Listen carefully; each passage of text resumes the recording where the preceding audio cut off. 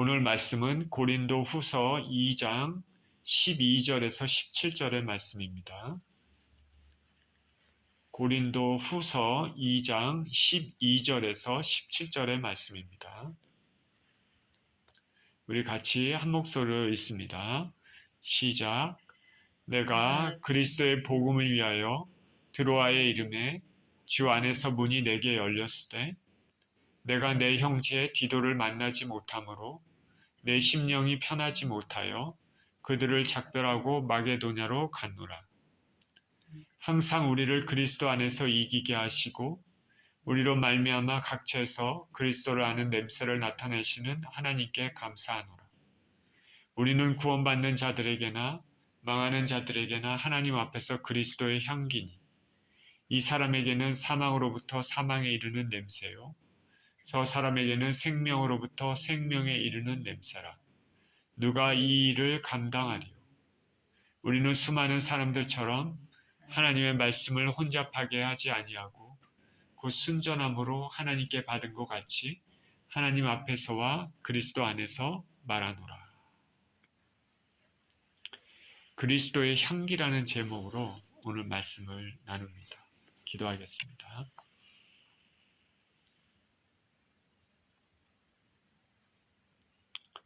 하나님 아버지, 감사와 찬양을 드립니다. 오늘도 귀한 주일을 주님 앞에 나오게 해주시고 또 예배를 드리며 말씀을 또 아버지 나눌 수 있는 은혜가 있는 것에 감사를 드립니다. 살아계신 주님을 만날 수 있는 귀한 시간 되게 하시고 이 말씀을 통해서 하나님께서 영광 받으시는 시간이 되게 하여 주옵소서. 예수 그리스도 이름으로 기도합니다. 아멘.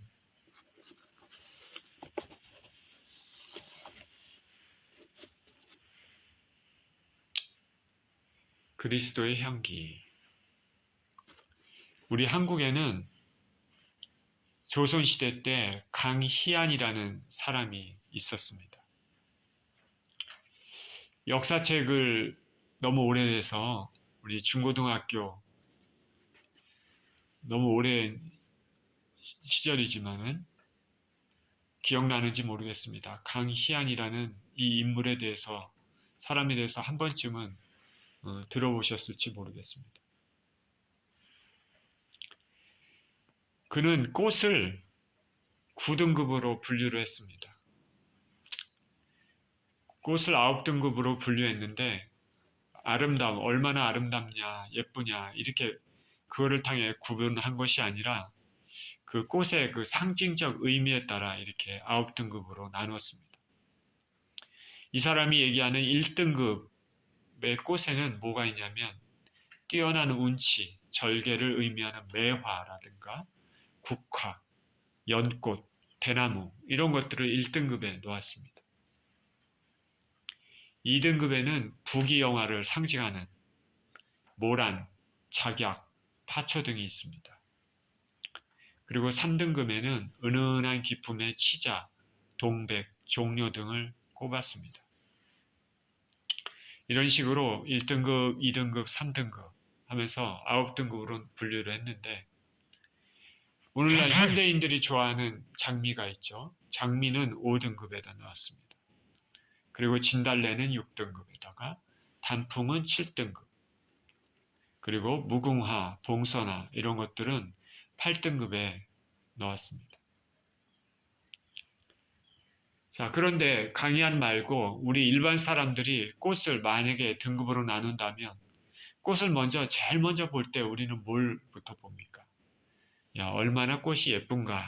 그거부터 일반적으로 그거부터 보죠. 이 꽃이 얼마나 예쁜가. 그 다음에 우리가 볼 수 있는 것이 향기 아닐까 생각이 듭니다. 우리 일반 사람들은 꽃을 볼 때 먼저 얼마나 아름다운가, 예쁜가를 먼저 보지만 그러나 아무리 아름답고 아무리 예뻐도 아무리 의미가 있는 그런 꽃이라도 만일 그 안에서 나는 냄새가 별로 좋지 않다면 좋아하지는 않을 것입니다. 반면에 향기로운 냄새를 풍기는 꽃은 우리의 코를 자극하고 우리의 이목을 단번에 끕니다. 저는 꽃에 대해서는 잘 모르지만은 봄에는 수소나 라일락 같은 것들, 여름에는 백합이나 치자, 가을에는 국화, 이런 것들이 향기를 뿜어낸다고 합니다. 그리고 사계절 향기를 뿜어내는 것에는 귤나무나 허브 등이 있습니다. 우리 주변에 흔히 접할 수 있는 아카시아도 좋은 향기를 내죠. 좋은 향기를 내는 꽃은 사람들에게 사랑을 받습니다. 천국에는 저는 상상하기를 참으로 아름다운 꽃들, 그리고 참으로 좋은 향기가 나는 무수한 꽃들이 많이 있을 것으로 저는 기대를 합니다. 우리 예수님 믿는 사람들, 그리스도인들만의 아름다운 향기가 있어야 됩니다. 그리고 그 향기는 하나님이 기쁘게 흠양하실 만한 거룩한 삶의 향기로 올려드려지면 좋을 것입니다. 우리가 지금 예배를 드리고 있는데 오늘 예배도 찬양과 기도 그리고 말씀에 순종하는 온전한 심령으로 드려서 하나님이 받으실 만한 아름다운 향기가 되었으면 좋겠습니다. 오늘 본문에서 사도 바울은 복음을 전하면서 그리스도의 향기라는 단어를 사용했습니다. 본문을 통해서 주님이 우리에게 주시는 메시지가 무엇인지 살펴봅니다. 12절입니다. 내가 그리스도의 복음을 위하여 드로아에 이르매 주 안에서 문이 내게 열렸으되 내가 내 형제 디도를 만나지 못하므로 내 심령이 편하지 못하여 그들을 작별하고 마게도냐로 갔노라. 오늘 본문은 고린도 후서이죠. 이 고린도 후서를 사도 바울이 쓰기 전에 바울은 고린도를 2번 방문했습니다. 이 서신서를 쓰기 전에 2번 방문했습니다. 첫 번째 방문에는 교회를 세우기 위한 것이죠. 복음을 전파하고 교회를 세우기 위해서 고린도를 방문했습니다. 그런데 또 한 번 방문했는데 그 2번째 방문에서는 교회 내에 교회가 세워졌는데 거짓 교사들이 들어왔습니다. 그래서 바울에 대해 잘못된 인식을 사람들에게 심어줬습니다. 그래서 바울은 자신에 대한 오해 그리고 교회의 여러 가지 문제점을 시정하기 위해서 2번째로 방문했었습니다. 이 2번째 방문은 고린도 전서를 발송한 이후에 있었던 방문입니다. 그런데 이 2번째 방문은 바울이 원하는 목적을 달성하지 못했습니다. 오히려 더 바울과 교회 간에 더욱 큰 불신, 상처만 안긴 채 끝났습니다. 바울같이 하나님의 사람, 이런 사람도 교인들이 마음을 열고 이렇게 받아들이지 못하는 경우가 있나 봅니다. 이 2번째 방문은 더욱 큰 불신과 마음의 상처만 안긴 채 끝났습니다. 바울은 고린도 교인들을 아끼는 마음과 그리고 이전에 가슴 아픈 방문, 2번째 방문처럼 이제 또 3번째 슬픔과 고통의 방문이 되지 않게 하기 위해서 바울은 다시금 방문하기보다는 에베소로 왔습니다. 되돌아와서 눈물의 편지를 씁니다. 그것을 디도편에 붙여서 고린도로 보냈습니다. 그래서 바울은 디도가 고린도에서 다시 그 편지를 고린도 교회에 전해주고 되돌아오는 것, 좋은 답장을 가져오기를 기대했습니다. 그래서 드로아에서 만나기로 약속한 듯합니다. 만약에 드로아에서 만나지 못하면 마게도냐에서 만나기로 한 것 같습니다.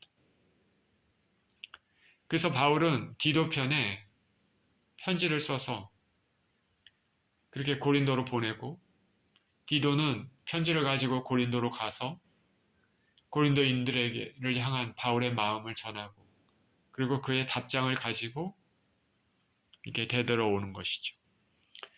그 바울은 드로아에서 만나기로 한 드로아로 갔습니다. 거기서 기다렸습니다. 디도가 오기를 기다렸는데, 바울이 드로아에 이르렀더니 주 안에서 문이 열렸다 말합니다. 그 말은 뭐냐면 복음을 전할 기회를 가졌다라는 것이죠.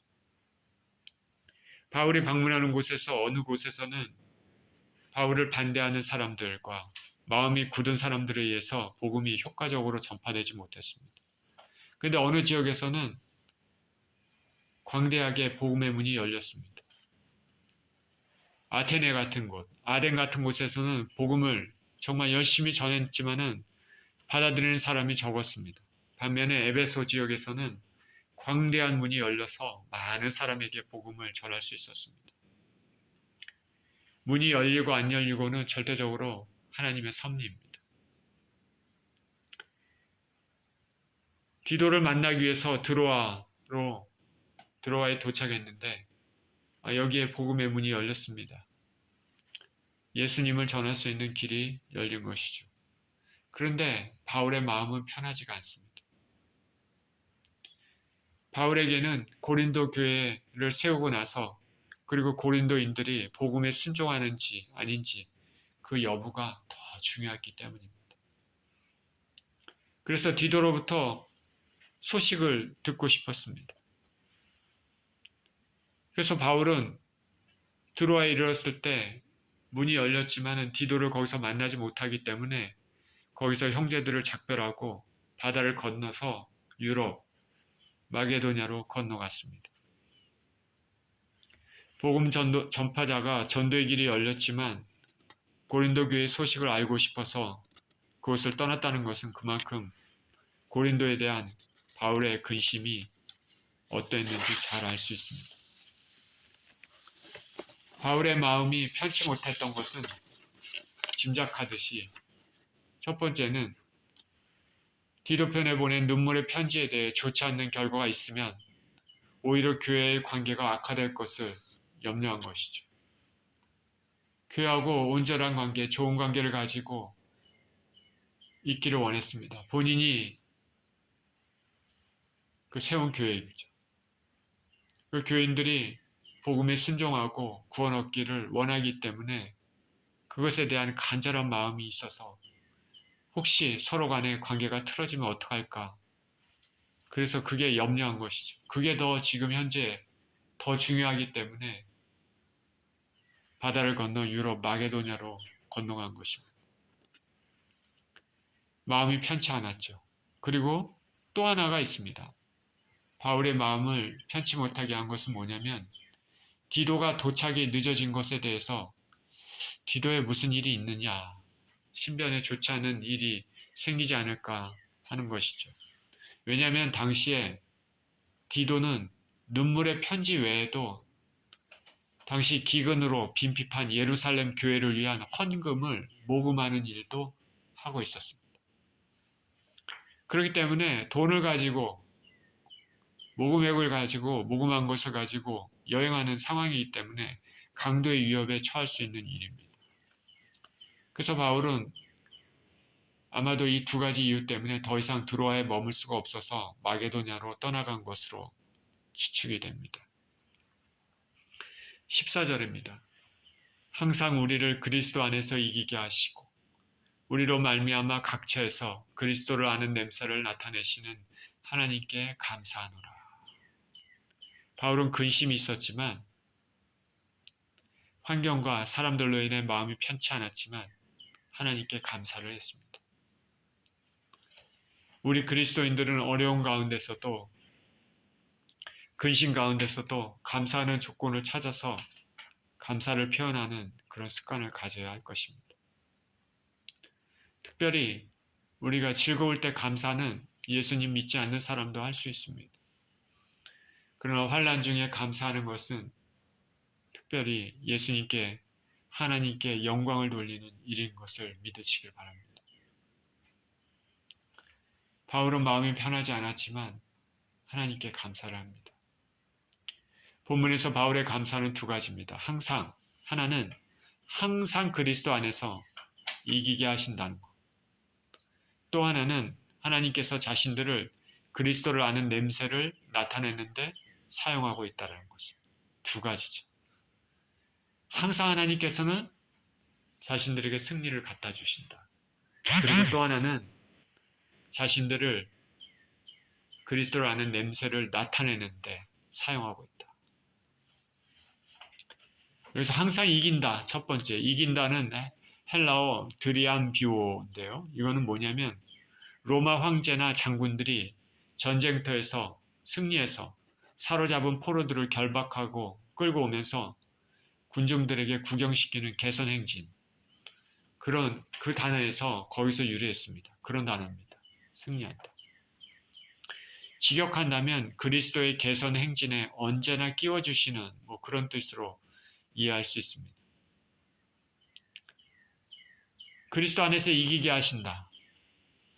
이 말은 바울은 바울 자신을 포함해서 그리스도인들을 승승장구하는 장군의 영광에 참여하는 병사로 묘사하고 있습니다. 예수 믿는 자, 그리스도인들의 이 땅의 삶은 악의 영들과의 전쟁의 삶이라고 생각하면 됩니다. 보이지 않는 영들과의 싸움입니다. 그렇기 때문에 이 전쟁은 육의 힘으로 싸우는 것이 아니라 영적 능력으로 싸우는 것입니다. 바울은 하나님의 은혜로 항상 이기고 있다. 그런 감사의 고백을 드리고 있습니다. 이 영적 전쟁에서 항상 이기게 하시는 하나님께 감사의 고백을 드립니다. 영적 전쟁의 승리는 우리 힘이 아니라 하나님의 은혜입니다. 주님이 주시는 은혜로 우리는 사단의 세력을 이길 수 있습니다. 어떻게 이기느냐? 말씀대로 사는 삶. 회개를 통해서 죄를 깨끗게 하시는 예수님의 피의 공로를 의지하는 삶. 성령의 능력으로 기도하는 삶. 이런 것들을 통해서 하나님 앞에 가까이 가면 하나님께서 이기게 하시는 것입니다. 여러분, 보혈의 찬송을 많이 부르시기를 축원드립니다. 사단은 떠나갈 줄 믿습니다. 저와 여러분은 영적 전쟁에서 모두 승리해야 됩니다. 우리가 이 땅에서 이렇게 선한 전쟁을 치르다가 천국에 입성하게 되면 주님께서 우리를 맞이해 주실 것입니다. 그리고 수많은 천사들, 그리고 우리보다 먼저 천국에 입성한 성도들이 아낌없는 환영을 해 주실 것입니다. 영적 전쟁에서 승리한 개선행진입니다. 수많은 무리가 나를 위해 나의 한 사람 입성을 축하해 준다는 것은 이 땅에서의 모든 눈물들을 다 닦고도 남음이 될 것입니다. 상상에 여러분 가십니까? 우리가 이 땅을 잘 승리해서 정말 주님 믿고 잘 믿고 거룩한 삶을 살다가 이 땅을 떠날 때 주님이 영접하시는 그곳, 천국의 진주문 앞을 통과할 때 수많은 천사들이 아름다운 가루들을 날리며 우리를 위해서 빵빠레를 불고 환호하며 축하해 주는 것. 주님께서 우리를 맞이해 주는 것. 천국에 입성해 천국 시민으로 우리를 맞이해 주는 그 장면 상상이 되십니까? 우리는 그날이 올 때까지 이 땅에서 우리 주님을 잘 섬기며 살아가야 할 줄 믿습니다. 바울은 항상 하나님께서 예수님 안에서 이러한 영적 전쟁에서 이기게 하심에 대해서 감사했습니다. 바울의 또 하나 감사는 뭐냐면 그리스도의 복음을 전하는 일에 자신들이 사용되는 은혜에 대한 감사입니다. 그러니까 하나님 앞에 쓰임받는 것에 대한 감사죠. 복음, 그리스도의 향기를 전할 때 사람들이 그 복음을 받아들이는 것에 대한 감사의 고백입니다. 주의 종이 감사할 때는 사람들이 그리스도의 복음에 반응해 주님을 영접하는 것이고 그리고 성도들이 그리스도 안에서 성장하는 것을 지켜보는 것입니다. 최종의 감사는 다른 게 있는 것이 아니라 예수님의 복음에 반응하는 것. 그래서 하나님 앞에 더 가까이 나가는 것들을 우리가 볼 때, 그럴 때 우리는 감사할 수밖에 없는 것입니다. 복음은 사람이 전하지만 그 배후에 역사하는 분은 하나님이십니다. 얼마 전에 말씀을 드렸나 모르겠는데 주빌리 공동체에 다녀왔습니다. 저희와 친분이 있는 전도사님 집 옆에 남미에서 온 난민 가족이 살고 있습니다. 나이 어린 엄마 웬디와 4명의 아이들이 삽니다. 그 중에 한 명 모이라는 아이의 행동이 이상하다고 전화가 왔습니다. 그래서 그들을 위해서 쭉 기도했었습니다. 그러던 차에 주빌리를 방문했습니다. 웬디 집도 들렸습니다. 찬양 드리고 기도도 드렸습니다. 하나님이 이 가족에게 은혜를 베푸셔서 구원의 은혜가 임하고 모이에게 있는 어둠의 영이 떠나가기를 기도하고 왔습니다. 나중에 전도사님이 전해 주셔서 그날에 하나님의 은혜가 임했고 그 이후 모이에게 이상한 행동이 보이지 않았다는 말을 들었습니다. 하나님께 감사를 드립니다. 주의 종은 주님이 일하시는 것을 보면서 그 주님의 일에 동참한다는 즐거움이 있습니다. 우리 그리스도인들은 그것에 감사할 것입니다. 여기 바울의 감사가 바로 예수님의 향기에 대해 사람들이 반응하는 것이었습니다. 15절입니다. 우리는 구원받는 자들에게나 망하는 자들에게나 하나님 앞에서 그리스도의 향기니 이 사람에게는 사망으로부터 사망에 이르는 냄새요 저 사람에게는 생명으로부터 생명에 이르는 냄새라. 누가 이 일을 감당하리요? 넓게 보면 예수님을 믿는 모든 사람들, 그리고 좁게 보면은 예수님의 복음을 전하는 그런 사람들은 하나님 앞에서 구원받는 사람들이나 망하는 자들에게 그리스도의 향기가 되는 것입니다. 우리가 산책을 하거나 운동을 할 때 마주편에서 지나가는 사람들이 있습니다. 어떤 사람에게는 진한 향수 냄새가 납니다. 우리 그리스도인들은 예수님의 향기가 나야 되겠죠. 아, 저 사람은 예수님 믿는 사람이구나. 아, 저 사람은 말하는 것이나 생각하는 것이나 행동하는 것이 일반 사람들과는 좀 다르구나. 더욱이 생명의 복음을 전하고 나누고 힘쓰는데 향기가 있어야 됩니다. 이 향기, 이 냄새는 믿는 사람에게는 생명을 주는 냄새가 되고 거부하는 자들에게는 사망을 선고하는 냄새가 됩니다. 구원의 선물을 감사함으로 받는 자는 영생을 얻는 선물로 얻는 것이고 구원의 선물을 외면한 자에게서는 심판의 결과를 초래하는 것입니다. 그래서 누군가가 지옥에 간다면 그 사람이 스스로 복음을 배척한 결과입니다. 성경에는 분명히 말하기를 하나님께서는 모든 사람이 구원 얻기를 바란다 말하고 있습니다. 하나님은 모든 사람 다 구원 얻기를 바라십니다. 하나님께서 손수 만드신 인간이 지옥에 떨어지는 것을 하나님 기뻐하시겠습니까? 다 당신의 나라에서 당신이 만든 피조물들이 말할 수 없는 행복과 정말 복락을 누리며 살기를 원하시지 않겠습니까? 하나님은 모든 사람이 구원 얻기를 바라십니다.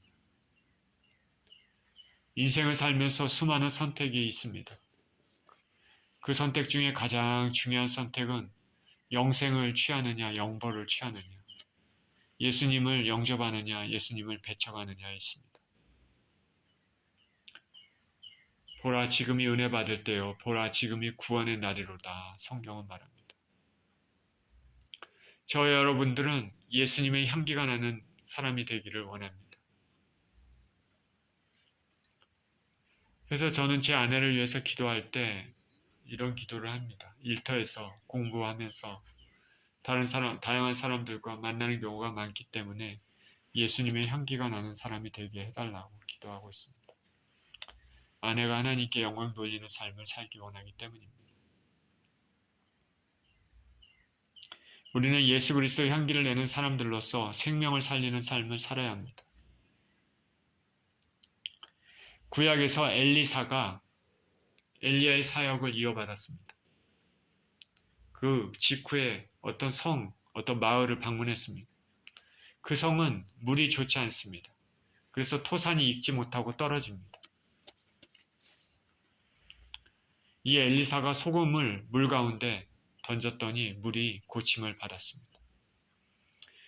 엘리사가 말합니다. 다시는 죽음이나 토지 소산이 익지 못하고 떨어짐이 없을지니라.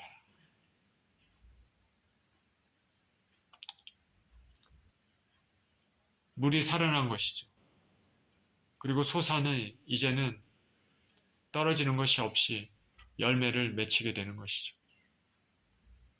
제가 이 말씀을 드린 이유는 우리 예수님을 믿는 사람들은 이와 같이 타락하고 부패한 심령의 사람들에게 복음의 빛을 비춰 생명의 주님께 나아오도록 살리는 일을 해야 된다.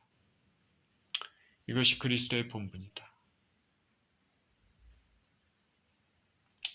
만약 자기 자신 하나도 제대로 간수하지 못하고 구원에 대해서도 얻을지 못 얻을지 그렇게 흐지부지 살다가 그날을 맞이하면 안 됩니다. 내 자신을 돌아볼 뿐만 아니라 생명의 복음의 빛을 다른 사람에게도 비추는 삶을 살아야 할 것입니다. 듣는 자가 믿고 믿지 않고는 하나님께 달려 있습니다. 전적으로. 그런 의미에서 본문의 바울의 표현은 매우 적절합니다. 이 사람에게는 사망으로부터 사망에 이르는 냄새요. 저 사람에게는 생명으로부터 생명에 이르는 냄새라. 복음의 핵심은 예수 그리스도의 죽으심입니다. 예수님의 죽으심이 그냥 일반적인 인간의 한 사람의 죽음으로 그냥 그렇게 끝났다고 생각한다면 그렇게 생각하는 그 사람도 그들 생각대로 그렇게 죽음을 맞이할 것이지만은 예수께서 죽으신 것이 나의 죄로 인한 죽음이라고 그렇게 믿는다면 그들은 영생의 길로 들어서는 것입니다. 바울은 누가 이것을 감당하겠느냐라고 말했습니다. 인간의 삶과 죽음의 문제를 가름하는 중대한 사역을 인간적인 자격이나 능력으로 수행할 수 있다고 생각하는 것은 무모한 일입니다. 하나님의 뜻을 이루고 하나님의 섭리를 이루는 것을 내가 내 의지로 내 마음대로 하겠다. 그건 참 무모한 일이죠. 목사가 되는 것도 마찬가지입니다. 내가 목사가 되겠다. 내 힘으로 하겠다. 그거 무모한 일입니다. 하나님께서 해주셔야 됩니다. 사실 신앙생활과 모든 역사는 하나님께서 다 하시는 것입니다. 하나님의 섭리와 하나님의 계획에 따라 다 하는 것입니다.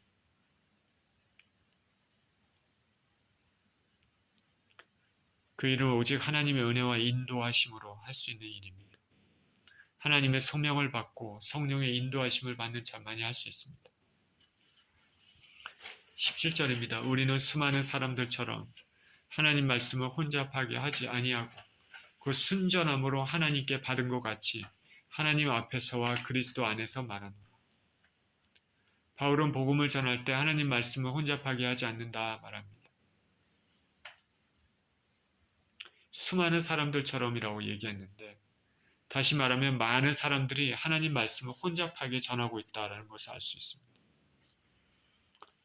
혼잡하다의 헬라어, 여기서 쓰인 헬라어는 카펠류온테스라고 하는데 행상인이 과일의 좋은 것을 맨 위에 놓아 전체가 좋은 것인 양 판매하는 부도덕한 성행위를 가리키거나 혹은 포도주에 물을 타 양을 많게 해서 질 낮은 포도주를 판매해서 과도한 이익을 얻는 행위를 가리킵니다.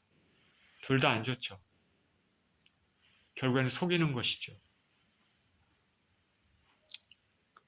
본절에서는 특별히 후자의 의미로 사용됐습니다. 포도주 원액에다가 물을 타서 포도주를 많이 만들어 질 낮은 포도주를 만들어서 이익을 얻는 행위죠. 이것은 거짓 전도자들이 하나님 말씀을 전파해서 개인의 이익을 도모하는 것, 그래서 하나님의 말씀의 질을 떨어뜨리는 것을 나타냅니다. 플라톤이란 사람이 소피스트들을 가리켜서 자신들의 지적 상품을 돈으로 파는 자들이라 비판했던 것과 유사한데, 거짓 사도들이 하나님 말씀을 상품으로 팔아서 자신들의 이익을 추구하고 그래서 하나님의 말씀을 형편없는 것으로 만드는 행위를 하고 있음을 보여주고 있습니다.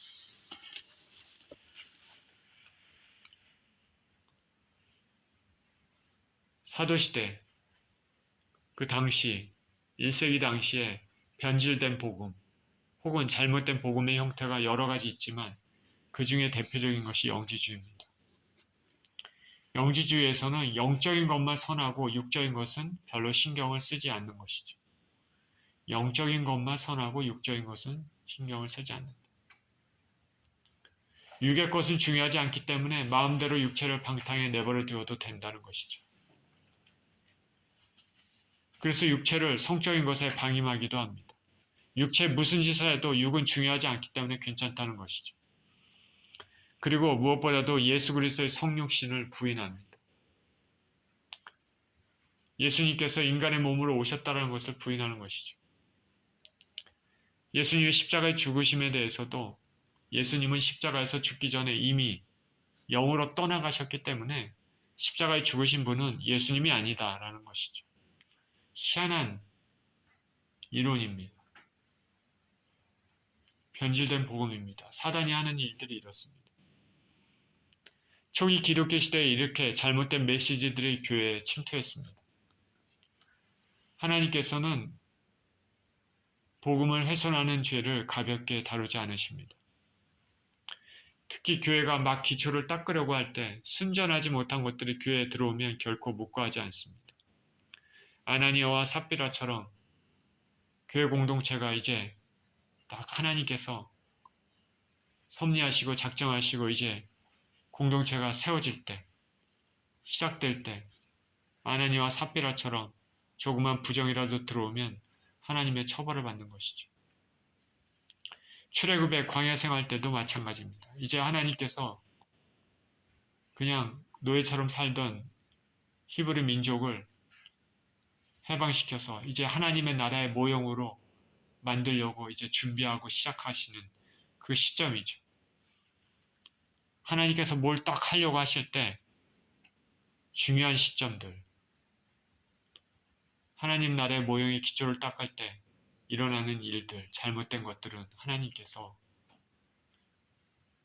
처벌하십니다. 아간의 범죄, 모세의 지도자의 권위에 대항했던 나단과 아비람 범죄처럼 거룩을 침해하는 죄들에 대해서는 엄하게 처벌하십니다. 사도 바울은 말씀을 있는 그대로 전했습니다. 순전한 복음입니다. 소위 말해서 물탄 복음을 전하지 않았습니다. 바울이 이 복음은 하나님께 받은 것 같이 복음을 전할 때 하나님이 바로 앞에서, 예수님 바로 앞에서 들으신다고 생각하고 전했습니다. 듣는 사람이 인기를 얻으려고 말을 만들어 전하지 않았습니다. 그리고 자기 멋대로 말씀을 해석해서 변질되게 전하지도 않았습니다. 그리고 돈을 목적으로 전하지도 않았습니다. 오늘날 교회 강단에서 설교를 할 때 설교자는 비록 사람이 적어도 하나님이 듣고 계신다는 마음으로 전해야 함을 알게 됩니다. 설교는 사람이 하지만 하나님 앞에서 하는 것이기 때문입니다. 그리고 듣는 사람들도 하나님의 말씀을 혼잡하게 하지 말도록 순전한 말씀을 사모해야 됩니다. 자신의 목적을 만족시키기 위해, 자신의 육적인 갈급함만을 충족시키기 위해 은근히 설교의 내용을 번창의 초점에 맞추도록 설교자에게 영향을 미쳐서도 안 됩니다. 오늘날 교회, 특히 대형 교회는 이런 유혹이 참 많습니다.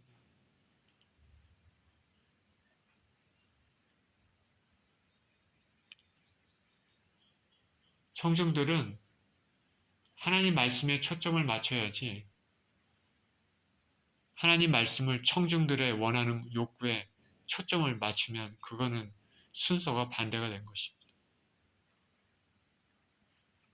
하나님의 말씀은 하나님 말씀입니다. 전하는 자나 듣는 자나 말씀을 순전하게 전하고 받아야 하겠습니다. 우리 그리스도인들은 예수님의 향기가 있어야 됩니다. 말하는 것, 생각하는 것, 행동하는 것 등에서 예수님의 향기가 나타나야 할 것입니다. 이 향기는 구체적으로 우리에게 주어진 생명의 말씀, 복음을 전하는 것이죠. 이 예수님의 향기는 받아들이는 사람에게는 생명의 향기로, 거부하는 사람에게는 사망의 향기로 나타납니다. 이 생과 사를 구별지을 수 있는 향기를 내는 이는 아무나 감당할 수 있는 것이 아닙니다.